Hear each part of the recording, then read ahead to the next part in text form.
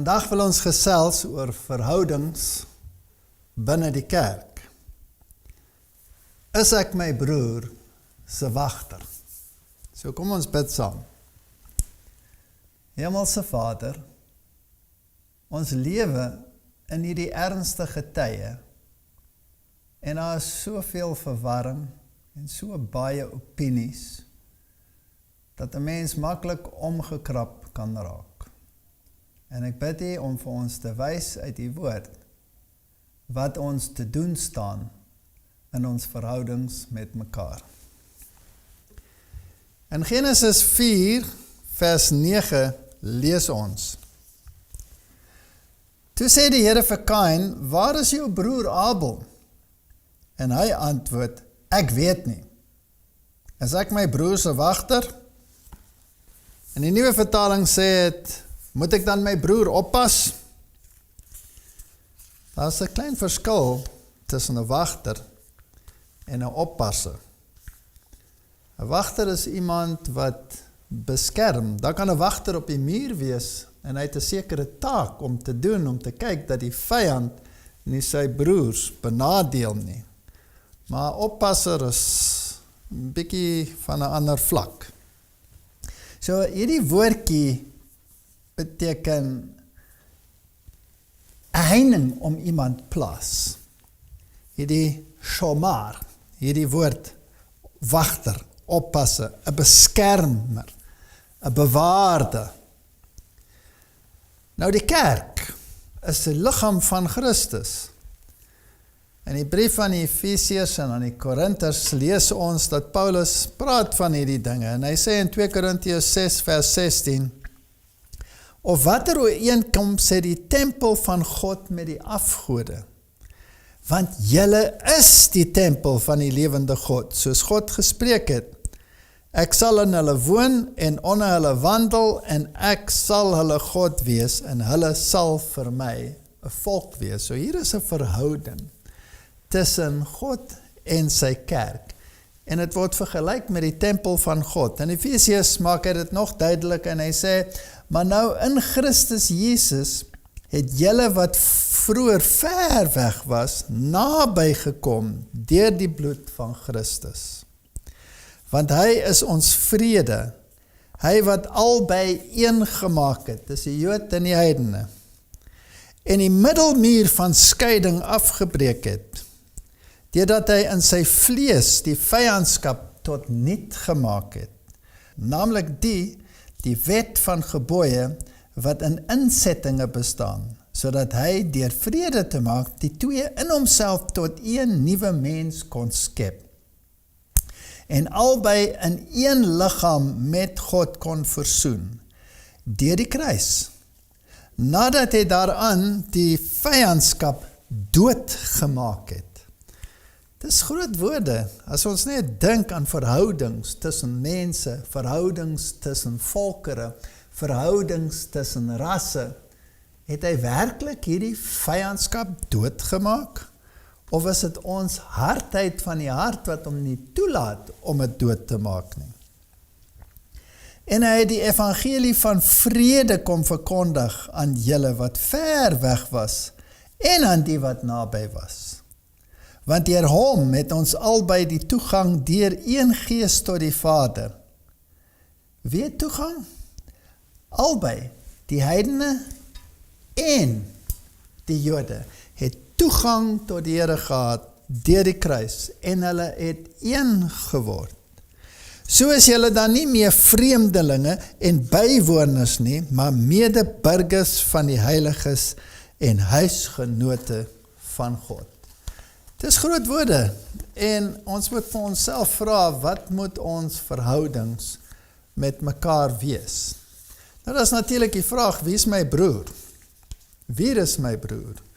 En wie is my buurman? Kom ons lees verder. In Efesiërs 2:20 sê hy, gebou op die fundament van die apostels en profete, terwyl Jesus Christus self die hoeksteen is, en wie die hele gebou goed saamgevoeg verrys tot 'n heilige tempel in die Here. So daar is geen onderskeid tussen die verskillende lede van die kerk nie. Hulle is almal een in Christus.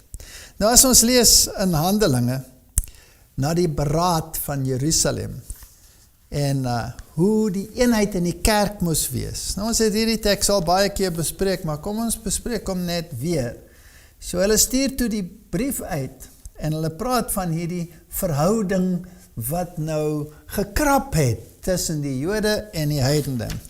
En hulle skryf, en hulle het deur hul bemiddeling dit geskrywe, die apostels en die ouderlinge en die broeders aan die broeders uit die heidene in Antiochië, in Syrië, in Cilicië, groete.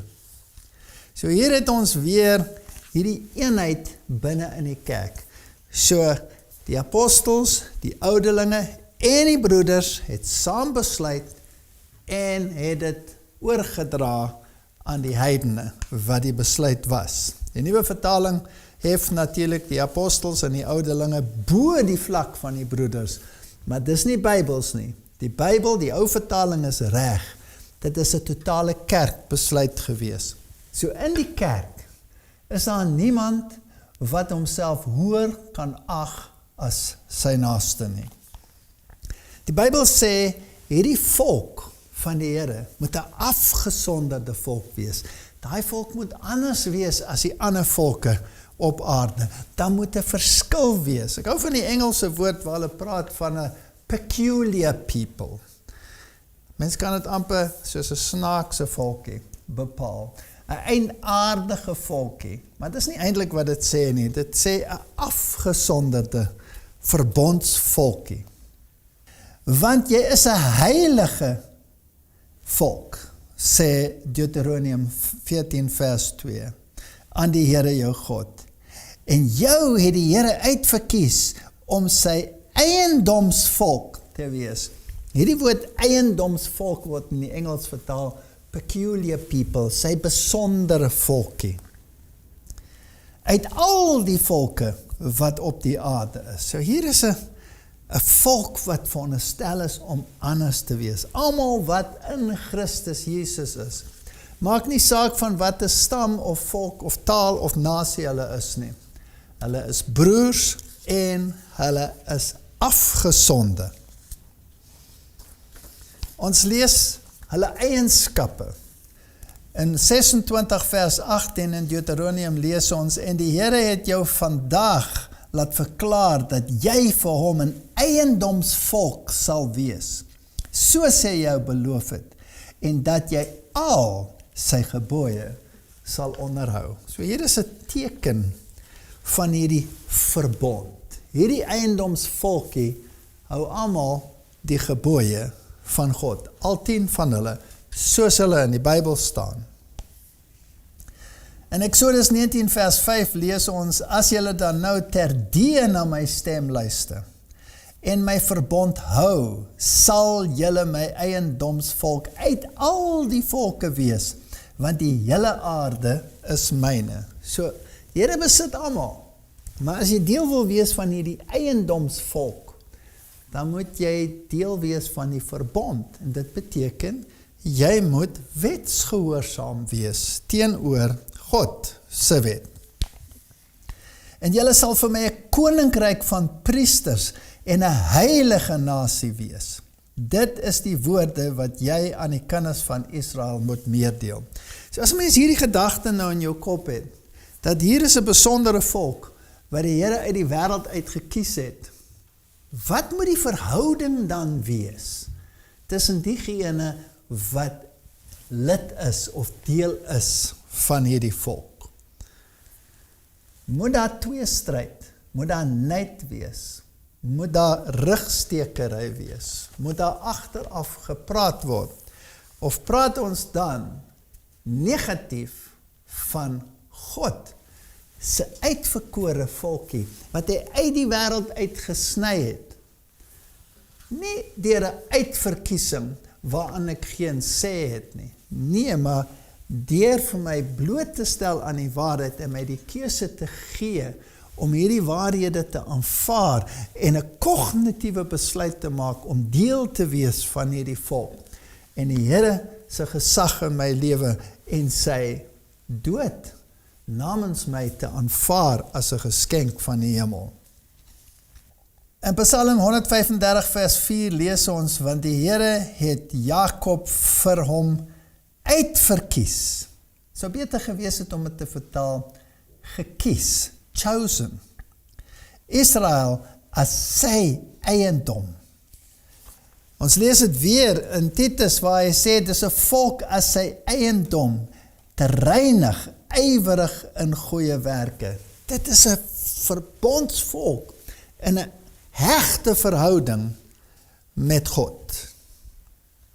1 Petrus 2 vers 9 sê, maar julle is 'n uitverkore geslag, 'n koninklike priesterdom, 'n heilige volk, 'n volk as eiendom verkry, om te verkondig die deugde van hom, wat julle uit die duisternis geroep het, tot sy wonderbare lig. So hier is die opdrag, wat hierdie volk het. Hierdie volk se opdrag is om die Here bekend te stel, aan diegene wat hom nog nie geken het nie.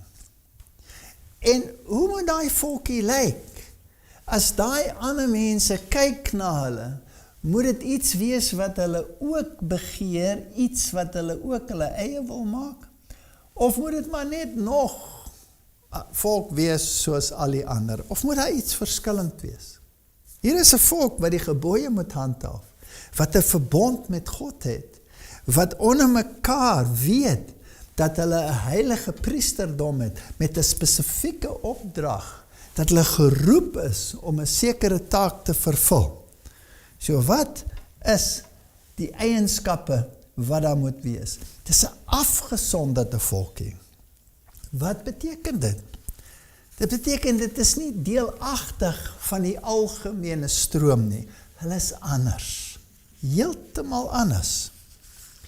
Hulle maak nie wat die ander maak nie. Hulle doen nie wat die ander doen nie. Hulle eet nie soos die ander eet nie. Hulle drink nie soos die ander drink nie. Sodat die oë op hulle gerig kan wees en die mensdom kan vra, wat maak julle anders? En dan moet 'n verskil wees. Dan moet 'n passie wees wat nie by die ander noodwendig teenwoordig is nie. Nou, wat 'n volkie in die eindtyd bewaar die gebooie. In 'n spesifieke sin is Adventiste geroep om hierdie boodskap aan die wêreld oor te dra. Hulle behoort as volk eensgesind te wees as dit kom by die waarhede nie. En hulle moet 'n gesonde leer hê om te verkondig. Hulle moet die pilare van die waarheid moet hulle ken. Hulle moet die woord van God ken van voor na agter. Hulle moet elke nuance ken. Hulle moet soos Salomo bereid wees om elke vraag wat daar buite in die wêreld bestaan te beantwoord. Salomo kon elke vraag beantwoord van daai koningin wat na hom toe gekom het. Totdat daar geen vraag meer in haar hart was nie en sy die waarheid met vreugde aanvaar het. Die mensdom het so baie vrae en moet die verteenwoordigers van die Here nie soos ambassadeurs wees nie. Hulle moet anders wees, hulle moet eienaardig wees, hulle moet raar wees. Mense moet sien, dit is vreemd vir hulle, maar dit moet aanloklik wees. Natuurlik sal sommige dit stigmatiseer, sommige mense sal neerhalend daarvan praat, maar dit is die feite, dis hoe ons moet wees. En die Here het 'n georganiseerde kerk. Daar moet 'n spesifieke struktuur wees. En die struktuur moet anders wees as enige ander struktuur in die wêreld. Want dit moet Bybels wees. En ons het gesien in daai teks dat die apostels, die ouderlinge en die broers saam besluit het en saam 'n brief saamgestel het. Daar moet 'n eensgesindheid wees in hierdie kerk soos in geen ander nie. Dit moet opgebou wees op die prinsipe soos wat ons dit in die Nuwe Testament kry. So daar mag nie 'n hiërargie wees waar een mens die trompet blaas en almal spring nie. Elkeen is afsonderlik verantwoordelik vir wat hy glo. Elkeen is afsonderlik verantwoordelik vir wat hy doen, maar gesamentlik het hulle dieselfde doel. Hulle kan nie onafhanklik van mekaar fungeer nie, want die Here sê in die boek Openbaring, dat die Gees en die bruid sê kom. So daar is 'n bruid, en die Here wil hê, die mens toe moet sien, dat hierdie bruid anders is. So wanneer die finale krisis kom, moet daar 'n volk wees, wat eendragtig saam staan in hulle doel. Hulle is nie soos marionette, wat geprogrammeer is, soos wat jy kry in sommige totalitêre regeringssisteme nie, waar almal hulle brein opgee om te volg, agter een mens. Nee, elkeen moet individueel, afsonderlik besluit. Ons is veronderstel om 'n verenigde front aan die wêreld te wys. Ons moet uitstyg, daar moet 'n eenheidsgesindheid wees, en daar moet liefde wees onder die broeders. En dit is seker een van die moeilikste dinge wat die Here wil hê, wat ons moet leer. Daar moet 'n verandering in ons lewe kom. As ons hierdie waarheid leer ken, dan moet 'n Saulus verander in 'n Paulus. En die mense moet sê, maar wie is hierdie man? Hierdie man, hy het ons dan vervolg. Here, weet jy wie hy is? Ja, ek weet wie hy is. Ek het hom gekies. En hy is nie meer 'n Saulus nie. Hy is nou 'n Paulus. Bly betrokke by jou kerk, soos Paulus ook betrokke was by die kerk. Die Here het hom na die kerk toe gestuur. Die Here kon hom sy opdrag gegee het en gesê, daar moet gaan. Gaan verkondig wat jy gesien het en wat jy gehoor het. Nee, het hom na sy kerk toe gestuur. En in die kerk, in hierdie kerk, moet ons leer om met mekaar oor die weg te kom. Ons het 'n buitengewone boodskap. Selfs 'n ontstellende boodskap. Dis 'n boodskap waarop mense moet staat maak vir hulle lewe. En dit wat sluimer in die mens moet wakker gemaak word. So kom ons kyk 'n bietjie na hierdie boodskap. Nommer 1. Dit is 'n boodskap wat die mensdom voorberei vir die wederkoms van Christus. Net soos Johannes die Doper 'n voorbereidingsboodskap gehad het vir die koms van Jesus. En die Bybel sê dat hy 'n tipe van Elia was en dat daar in die eindtyd weer so 'n boodskap sal wees, weer so Elia boodskap, 'n voorbereidingsboodskap vir die koms van die Here. Dit moet die wet onderhou, al 10 gebooie, en veral die wette waarop getrap word, moet opgehef word, soos die Sabbatsgebod. Vandag is die 7de gebod in die gedrang. Die 10de gebod is grootendeels in gedrang. Die mense lewe is niks meer werd nie.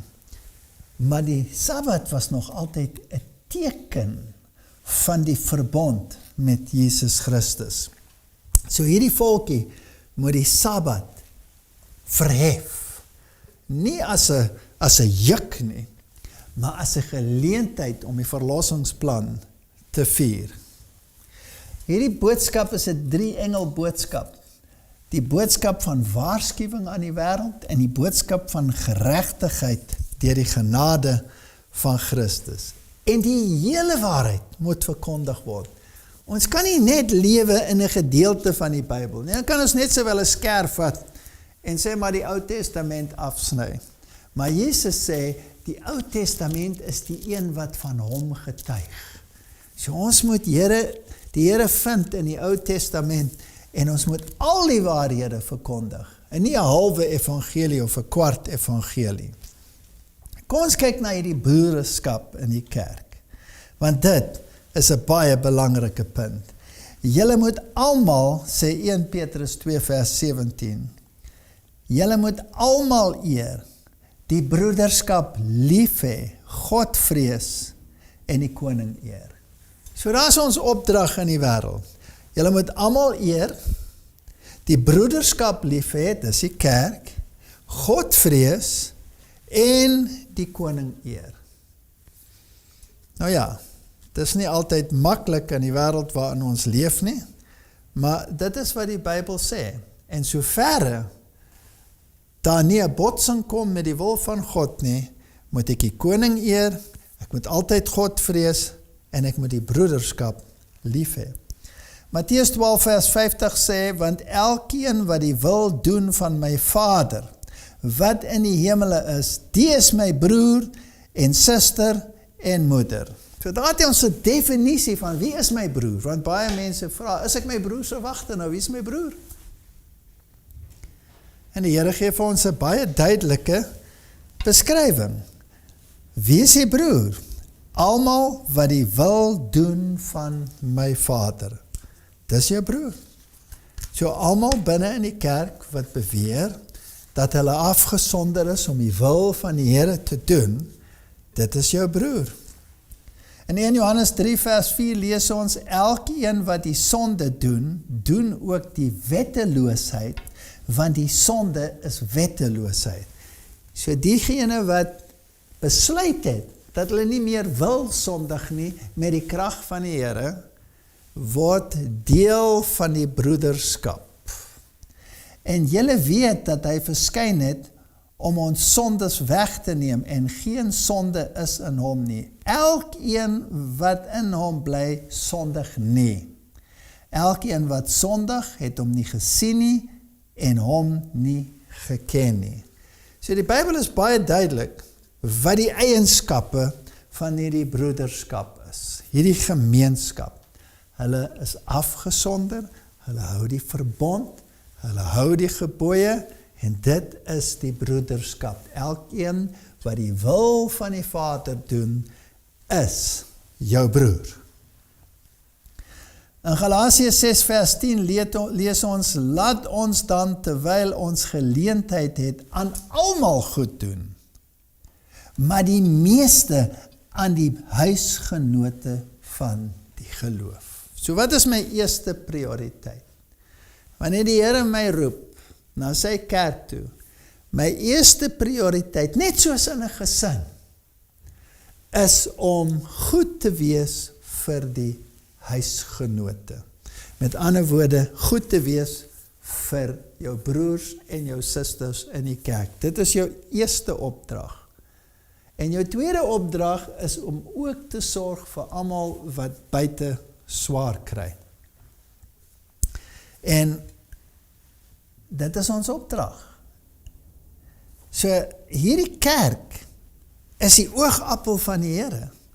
Nou as jy jou eie gesin het, dan kyk jy ook om na jou gesinslede. Jy kyk om na jou kinders. Jy kyk om na jou broer, jy kyk om na jou suster. En as hulle swaar kry, dan is jy geneig om hulle eerste te help. Net so die kerk. Dit is jou eerste opdrag, dit is jou familie. Ons lees in Romeine 12 vers 5, so is ons almal saam een liggaam in Christus en elkeen afsonderlik lede van mekaar. Jy gee nie jou eie ek prys nie, maar jy dieselfde doelwit. Ons is een in Jesus Christus. En 1 Johannes hoofstuk 2 vanaf vers 9 kry ons 'n baie moeilike les. Hy wat sê dat hy in die lig is en sy broeder haat, is in die duisternis tot nou toe. Wie sy broeder liefhet, bly in die lig, en in hom is geen oorsaak van struikeling nie. Maar hy wat sy broeder haat, is in die duisternis, en wandel in die duisternis, en weet nie waarheen hy gaan nie, omdat die duisternis sy oë verblind het. Ek mag my broer nie haat nie. En dit is soms moeilik, veral as 'n mens sulke moeilike broers soms het.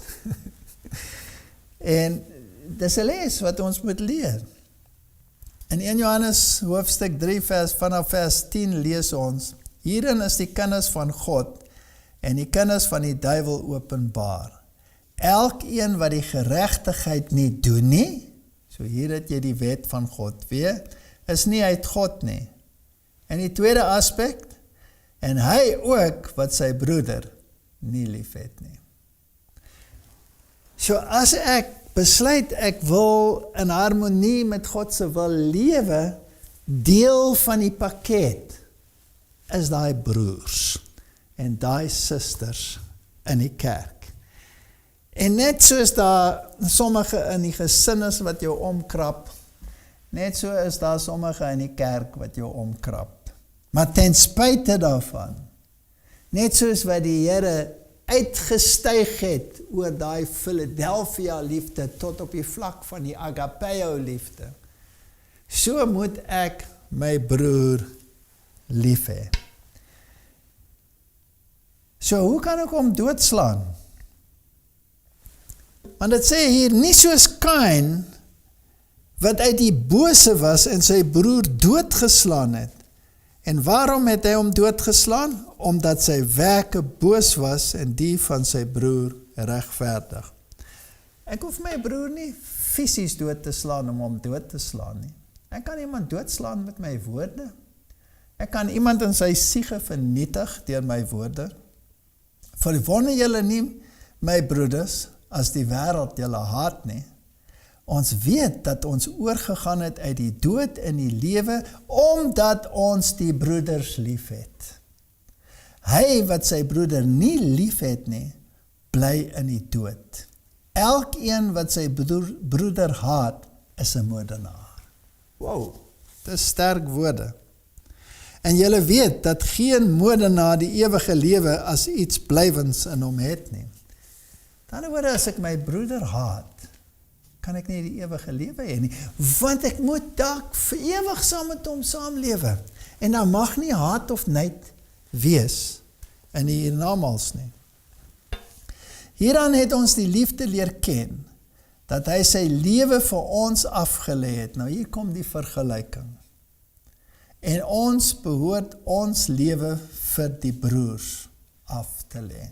Daai selfde onselfsugtige liefde wat Jesus vir ons gewys het, terwyl ons nog sondaars was. Daai ene wat vir ons gesterf het, terwyl ons geskree het, kruisig hom.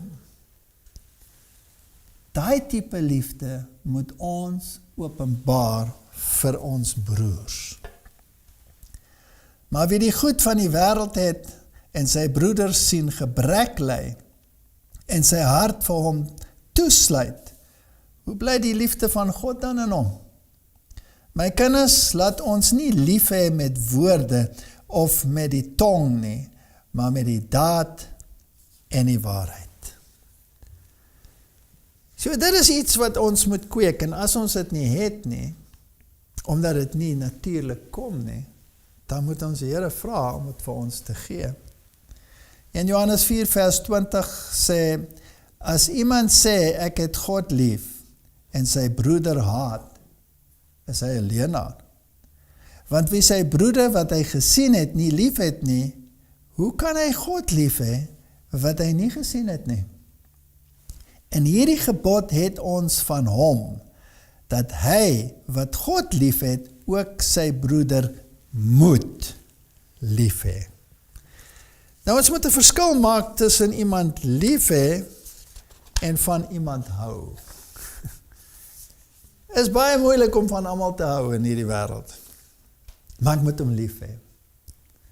En as hy die dag om verskoning vra vir wat die rede ook al vir die skeiding is, dan moet ek hom aanvaar. Dit is my plig. Nou ek wil praat met ons volkie vandag. In Johannes 5 vers 1 sê, elkeen wat glo dat Jesus die Christus is uit God gebore. En elkeen wat die Vader lief het, het ook die een lief wat uit hom gebore is.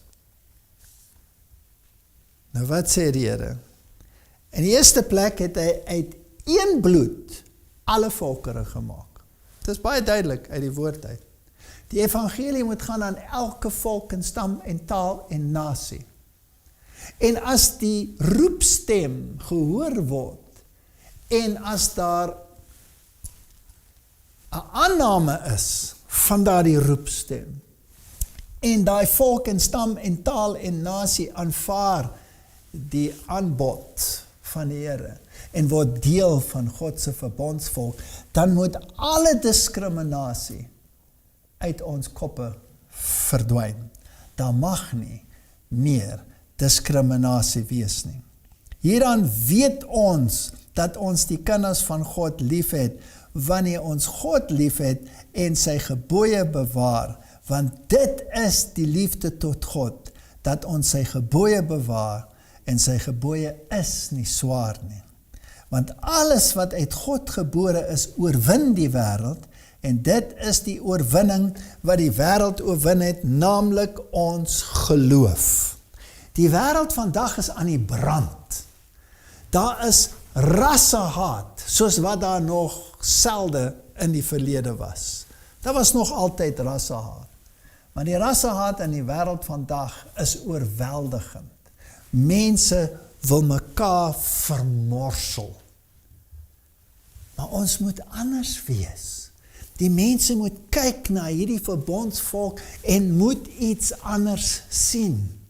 En hulle moet wonder, wat is dit dat hulle so anders is? Ons lees in 1 Korintiërs 12 vers 12, want net soos die liggaam een is en baie lede het, en al die lede van die een liggaam, al is hulle baie, een liggaam is, so ook Christus. Een volk. Ja, ons kan verskillende sienswyse hê, ons kan verskillende agtergronde hê, en dis reg, en dis goed, en die Here laat dit toe. Maar daar mag geen verhewendheid wees van een bo die ander, en die een mag die ander nie verag nie, en ons moet mekaar lief hê soos broeders en susters in Christus. Hoofstuk 5 vers 10 sê, want ons moet almal voor die regterstoel van Christus verskyn, sodat elkeen kan ontvang wat hy deur die liggaam verrig het, volgens wat hy gedoen het, of dit goed is of kwaad. So ons is 'n regsverbond. Ons staan onder dieselfde regstelsel. Ons word almal oor dieselfde kam geskeer. Christus het geen verskil gemaak in sy bediening tussen volkere of nasies of rasse nie. Hy was net so gelukkig om vir Jode te preek en te sien hoe hulle die waarheid aanvaar, soos wat hy lief was om vir die Samaritane te preek. Wat het hy gedoen met daai vrou daar by Jakob se put?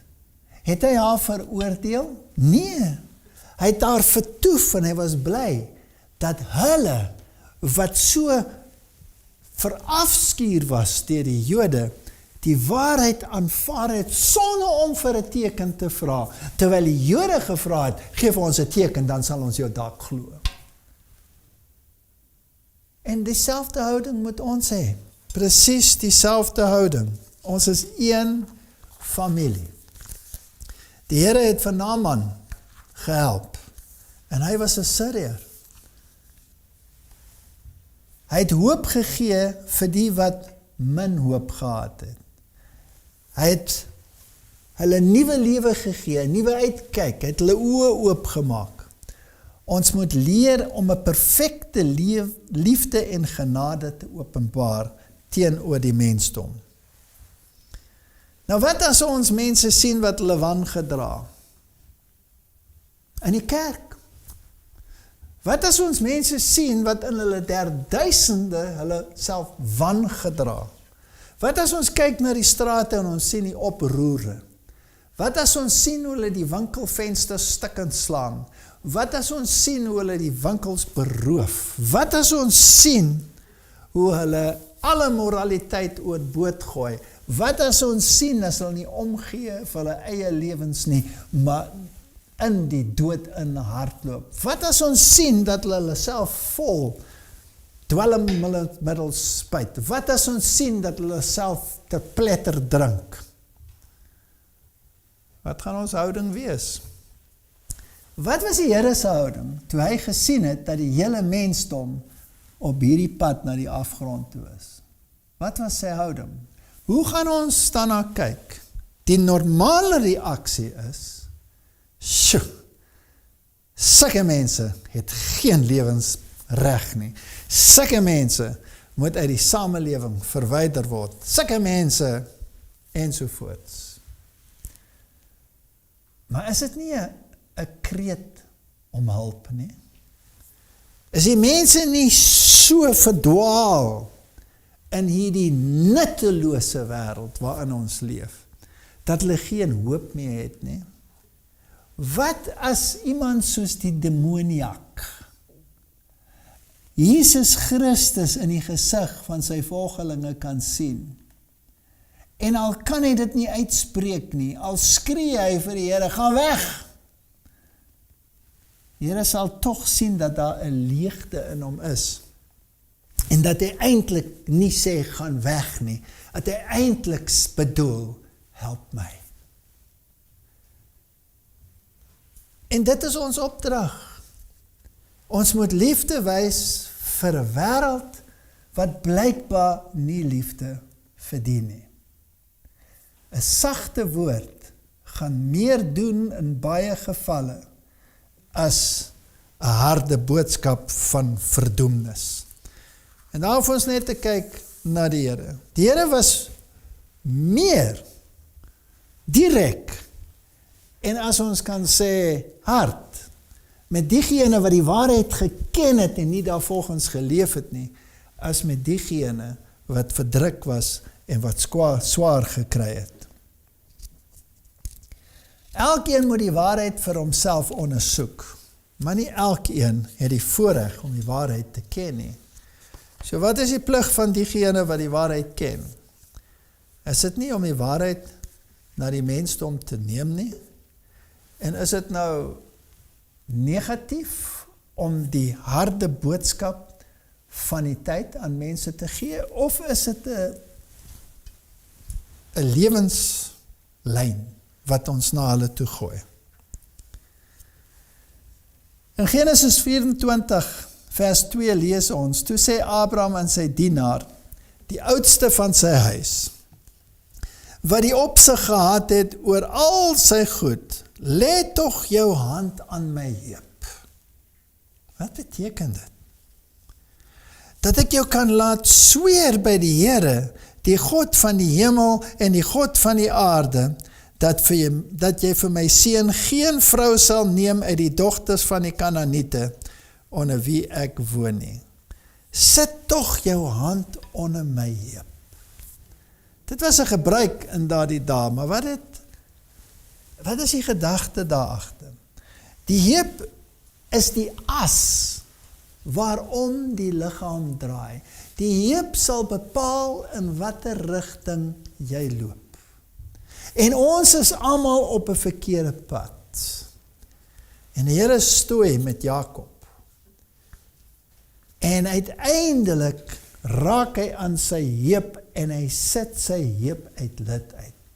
Sodat hy nie meer kan draai in die rigting wat hy wil nie. En die Here sê vir ons, ek moet julle heup uit lid uitsit, sodat julle kan loop in die rigting wat reg is, want julle het nie meer 'n idee waarom het gaan nie.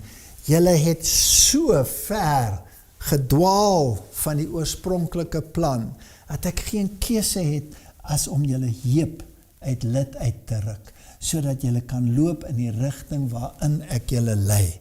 Nie omdat ek julle wil indoktrineer nie, maar omdat ek vir julle die mooiheid van die waarheid weer wil wys. Maar Jakob het alleen agtergebly, sê Genesis 32 vers 24, en 'n man het met hom geworstel tot dagbreek.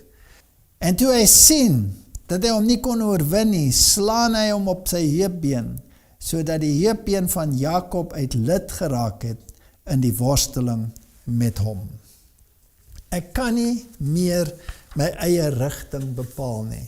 My rigting moet bepaal word deur die woord van God. En dit bring my in 'n besondere verhouding met hom. Dit lees verder in vers 26, toe sê hy, laat my gaan, want die dag het gebreek. Maar hy antwoord, ek sal u nie laat gaan, tensy u my seën. En dit moet ons kreet ook wees, ek sal u nie laat gaan, voordat u my seën nie. En hy vra hom, hoe is jou naam? En hy antwoord, Jakob. Toe sê hy, jy sal nie meer Jakob genoem word nie, maar Israel, want jy het geworstel met God en met die mense en het oorwin. So hy het van 'n bedrieër oorgestap na oorwinnaar. Met wie het hy geworstel? Hy het geworstel met God en hy het geworstel met die mense. En wie was sy ergste probleem? Sy broer. Sy broer Esau was sy ergste probleem.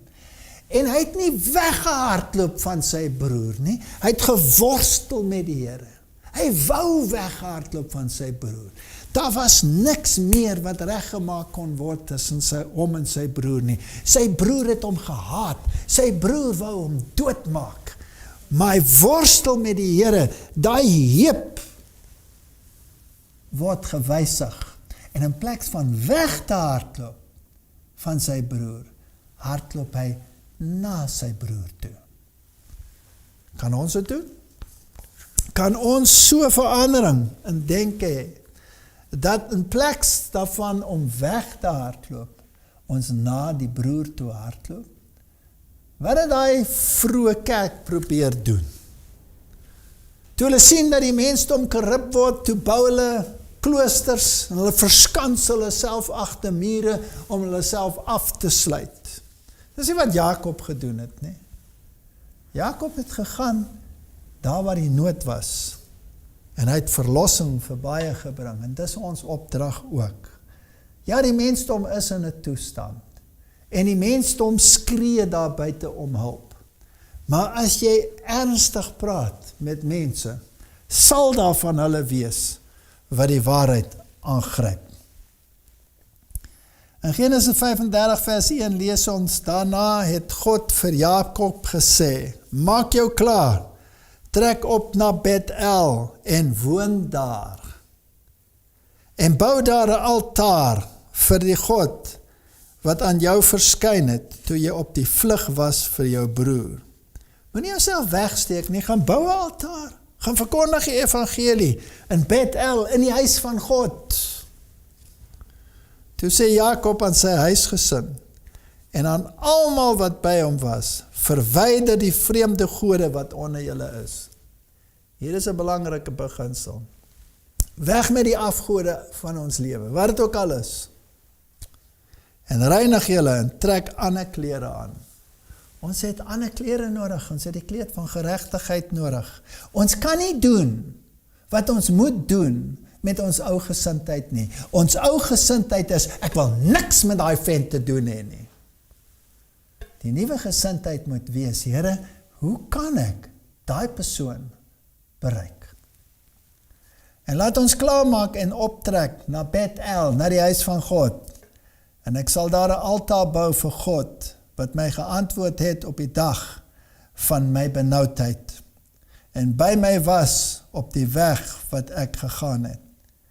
En toe gee hulle aan Jakob al die vreemde gode wat in hulle besit was. Gaan ons dit ook doen? Gaan ons die vreemde gode uitsny uit ons lewens? Dit wat ons verkeerd doen, dit wat ons verkeerd kyk, dit wat ons verkeerd eet, gaan ons dit weggooi? En die ringe aan hulle ore, en Jakob het hulle begrawe daar by die terpentynboom. Hulle het gelyk asof hulle uit 'n kar was uitgekom het. Selfs die juko was weg. Hulle was bleek, hulle was anders. Hulle was nie meer behang nie. En toe hulle weggetrek het, kom daar 'n skrik van God op die stede rondom hulle, sodat hulle die seuns van Jakob nie agterna gejaag het nie. Wat 'n belofte! Ons is in die midde van 'n vyandige wêreld, en God sit sy beskerming oor sy volk.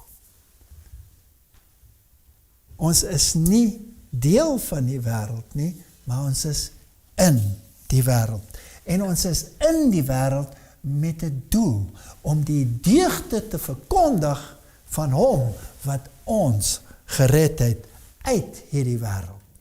Omdat ons uit hierdie wêreld gekom het, maak ons nie beter as die wat in die wêreld is nie. Ons het net 'n voorreg, en ons moet daardie voorreg met ander deel. Ons moet nie vlug nie. Dit is interessant vir my, in Genesis 35 vers 8 lees ons die verhaal van Deborah, die oppasser van Rebekka. Dis die diensmaagd. En sy het gesterwe. En sy is begrawe aan die kant Bethel, onder die eikeboom. En hulle het dit genoem Eik van Geween. Want daar het hulle geween vir die diensmaag van Rebekka. So Rebekka het gesterf, maar die diensmaag het in die gesin gebly, en toe sy sterf is daar 'n geween. Sy was deelagtig van die gesin. En so ook in die kerk. Maak nie saak wat jou stand is nie. Dit maak nie saak hoe geleerd jy is nie, of geongeletterd jy is nie. Ons is deel van een gesin. Ons moet 'n gesinsverandering ondergaan. Veral in die tyd waarin ons leef. Hoe erger die wêreld word, hoe beter moet ons word. In Maleagi 2 vers 10 lees ons, het ons nie almal een Vader nie? Het een God ons nie geskape nie? Waarom handel ons dan trouloos met mekaar, deur die verbond van ons vaders te ontheilig? Dis 'n baie goeie vraag. Dit sê verder in Matteus 5 vers 22 sê die Here, maar ek sê vir julle dat elkeen wat sy broeder sonder rede kwaad is, verantwoording moet doen voor die gereg, en elkeen wat vir sy broeder sê, raka, aan die woorde jou dwaas, moet verantwoording doen voor die groot raad. Gelukkig sê die ou vertaling, almal wat vir die broer kwaad is sonder rede. Sommige van die nuwe vertalings los daai deel uit. En ek moet sê, dit sou onmoontlik wees, want die broers het 'n manier om onder jou vel in te kruip. As jy dan jou gawe na die altaar bring, en dit jou daar byval dat jou broeder iets teen jou het, dat jou gawe daar voor die altaar bly, en versoen jou eers met jou broeder, en kom dan, en bring jou gawe. So dit moet ons houding wees. Ons broers moet ons lief hê, en ons mag nie sonder rede kwaad wees vir 'n broer nie. Maar jy, waarom oordeel jy jou broeder? Of jy ook, waarom verag jy jou broeder? Want ons sal almal voor die regte stoel van Christus gestel word. Dis 'n baie ernstige saak. Ek mag ook geen struikelblok voor hom plaas nie. Romeine 14 vers 13 sê, laat ons dan mekaar nie meer oordeel nie, maar besluit dit liewer, om nie die broeder 'n hindernis of struikelblok in die weg te lê nie. Ons moet werk aan ons verhoudings binne in die kerk. En daar's net een manier wat ek glo wat dit kan gebeur. En dit is as ons in harmonie met die woord kom, en in harmonie wees met die getuienis van Jesus Christus aan hierdie kerk. Dan sal ons weet op watse bladsy ons moet wees. Eerstens is jy self verantwoordelik vir jou dade. Tweedens is jy verantwoordelik teenoor die kerk. En derdens is jy verantwoordelik vir jou medemens daar buite. Lukas 17 vers 3, pas op vir julleself, en as jou broeders teen jou sondig, bestraf hom, En as hy berou kry, vergewe hom. Hoeveel keer? 70 maal 7. Met ander woorde, tot die genade deursluit, moet ek my broeder vergewe. Dit is waar dat 'n mens gradueer van mense en situasies, maar dit beteken nie dat ek hulle nie moet lief hê nie. Nou, daar is 'n ander punt wat interessant is, want hoe ver moet dit gaan? As ons lees daar in Matteus 18 vers 35, dan sien ons dat die Here sê, so sal ook my hemelse Vader aan julle doen, as julle nie elkeen sy broeder van harte sy oortredinge vergewe nie. Soos die Here ons vergewe het, so moet ons vergewe. Maar, en hier is 'n interessante maar, 1 Korintiërs 5 vers 11. Maar nou skryf ek aan julle om nie om te gaan met iemand wat al staan hy as 'n broeder bekend, 'n oorrede is, of 'n gierigaard, of 'n afgoddienaar, of 'n kwaadspreker, of 'n dronkaard, of 'n rower nie. Met so iemand moet julle selfs nie saam eet nie. Met ander woorde, hierdie liefde beteken nie dat ek 'n verhouding moet hê met iemand noodwendig wat verkeerde dinge doen nie, maar ek moet hom nog steeds lief hê. Ek moet nog steeds vir hom bid. Ek moet nog steeds probeer om hom te help. En nie almal wat sê hulle is broeders nie. 2 Tessalonisense 3 vers 6 sê, ons beveel julle broeders in die naam van ons Here Jesus Christus, dat julle onttrek van elke broeder wat onordentlik wandel. So ek hoef nie in 'n vriendskapsverhouding met 'n broeder te wees wat weier om te doen wat reg is, en nie volgens die oorlewering wat hy van ons ontvang het nie. Maar dit beteken nie dat ek nie vir hom moet omgee nie, en nie vir hom moet bid nie, en nie vir hom moet probeer help nie. In 2 Tessalonisense 3 vers 15 sê het, en beskou hom nie as vyand nie. Dis 'n baie duidelike opdrag, maar vermaan hom as 'n broeder. So het ons die reg om iemand tereg te wys? Ja. En het hy die reg om ons tereg te wys? Ja. Is dit maklik? Nee. Moet dit gedoen word? Ja. Maar ek moet hom lief hê. Romeine 12 vers 10 sê, wees hartlik teenoor mekaar, met broederlike liefde, die een moet die ander voorgaan en eerbetoning. Oor die broederliefde het julle nie nodig dat ons vir julle skrywe nie, want julle is self deur God geleer om mekaar lief te hê, sê 1 Tessalonisense 4 vers 9. So ons is broeders, en ons is mekaar se wagters. Nou wil ek praat oor die laatreën. Ons het onlangs 'n lesing gehou oor die laatreën. Die laatreën gaan nie kom voordat ons eensgesind is wat die prinsipe van die woord betref nie. En voordat ons nie hierdie probleem van die broederliefde onder die knie gekry het nie. Die laatreën behoort enige oomblik te val. Maar terwyl daar hierdie splitsings in die kerk is, terwyl daar hierdie oneenigheid is, terwyl daar hierdie skeiding tussen verskillende nasies, skeiding tussen verskillende rasse in die kerk is, hoe moet die laatreën val? Die mense moet sien, hierdie mense is anders. Terwyl die wêreld skree, terwyl die wêreld vergaan, terwyl die wêreld optogte hou vir watter rede ook al, moet hierdie volk anders wees. Ons moet nie deelagtig wees daarvan nie.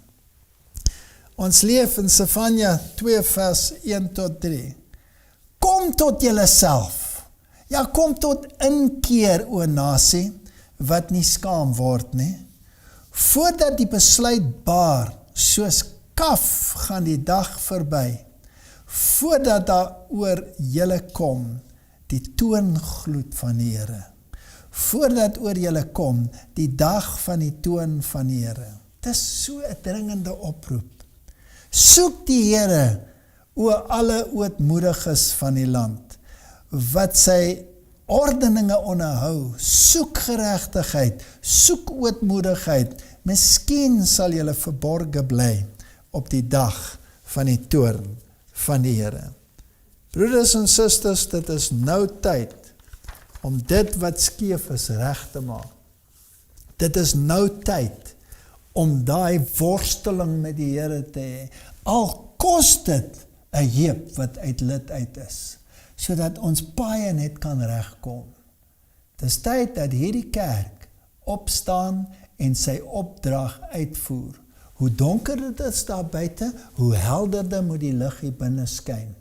En hoe meer eendrag daar is tussen ons, nie net in ons denke, in ons optrede, maar ook in dit wat ons glo, dan sal die wêreld sien, en die laatreën sal val, en duisende sal die waarheid aanvaar, van wie ons dit nooit verwag het nie. En daar sal vreugde in ons harte wees, deur die ergstes wat hulle keer na die Here toe. Kom ons bid.